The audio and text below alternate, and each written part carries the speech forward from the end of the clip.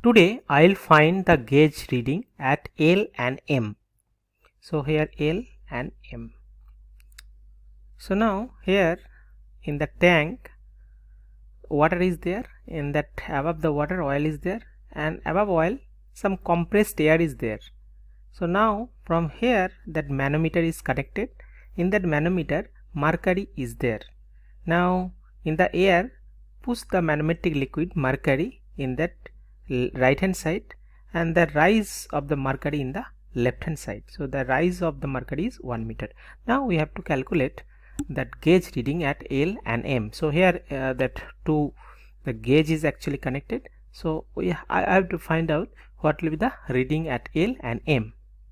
Now first we remember the pressure acting on the same fluid at the same reference line will be the same, and we know the absolute pressure is equal to atmospheric pressure plus gauge pressure. So absolute pressure is equal to P atm plus P gauge. So P gauge will be P absolute minus P atm.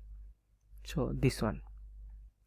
Another things we have to remember, pressure at any point, we know that P is equal to H, rho and G. So H is the height of the fluid and rho is the density of the fluid and G is the acceleration due to gravity. Now here that P atmospheric pressure is acting in the left hand side of the manometric tube. Okay, so now if I calculate the pressure at this point, so that will be P atm plus this height, because of this height difference. So P atm plus H mercury plus rho mercury into G. Now if I draw the reference line, so that reference line that pressure A is equal to pressure B. According to the pressure acting on the same fluid at the same reference line will be the same.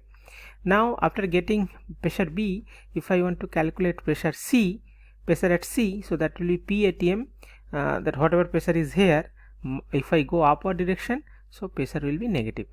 Okay, so now that P atm plus Hg rho G plus G minus H air.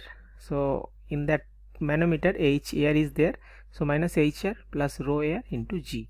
So means here H air is nothing but 2.5 into rho air into G. Now if I calculate the pressure here, so if we go up, so then PL gauge will be PL gauge. Now we have to subtract P atm. So now here PL gauge will be H rho G plus Hg plus into rho Hg into G minus 2.65. So here the total distance from here to here, that is 1.5 2.5 plus 0.15, so 2.65 into rho air into G. So PL gauge. Now if I calculate that, so that will be 1 into 13,600 and into 9.81 minus 2.65 into 1.13 into 9.81. So that will be 133,386.24. It is more than atmospheric pressure. That's why the liquid the manometer liquid is pushed down. And then if I calculate the pressure at deep point, so that will be, if I go down, so pressure will increase.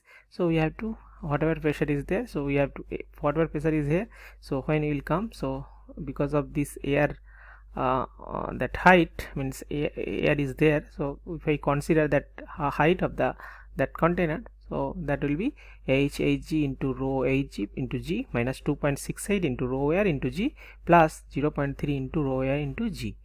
Now if I calculate here that E point, okay, so that will be, again if I have to add that, so whatever pressure is there plus 1.5, because the distance is 1.5, then the rho oil into G. If I come here, so this distance is, total distance is 2 minus 0.5, that is 1.5. Now here the the PM gauge will be whatever pressure is there plus 1.15 into rho water into G. Now if I plug all this value, so that will be that rho Hg is 1 into 13,600 into 9.81 minus 2.65 into 1.13 into 9.81 plus 0.3 into 1.13 into 9.81 plus 1.5 into 700 into 9.81 plus 1.15 into 1000 into 9.81. so because of water. Okay, so I plug this value. After that, if I calculate, we'll get 154,971.94 Pascal. So that is 154.97 kilopascal. So that is the solution. Means here that reading at L is this 133, means 133.38 kilopascal. Here the reading will be 154.97 kilopascal. That's it. Thank you.